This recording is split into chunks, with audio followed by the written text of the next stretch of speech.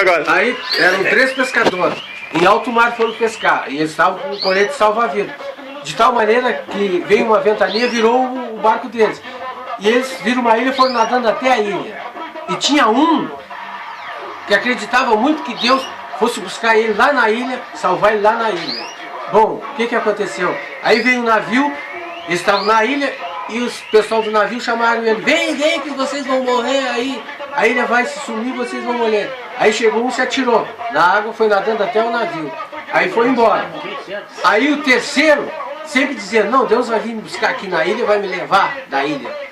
Aí veio um barco de pescador e mandou lá, chamou: vem, e vocês vão ficar fracos, não tem comida, vocês vão morrer aí na ilha. O segundo se atirou, foi até o barco de pescador. Chegando lá, foi salvo, foi embora. Tá, aí o terceiro ficou, começou a ficar fraco, porque não estava se alimentando, só tomando água salgada do mar. Ficou fraco e não tinha mais força. Aí a água veio e tomou conta da ilha.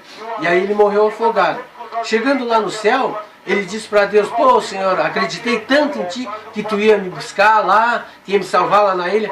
E ele disse: meu filho, eu fiz tudo que poderia para te salvar. Eu fiz a minha parte, mandei um navio, tu não foi. Mandei um barco de pesca, tu não foi. Eu fiz a minha parte, teria que ter feito a tua. Os outros 2 fizeram a dele. Foram lá até o navio e se salvaram.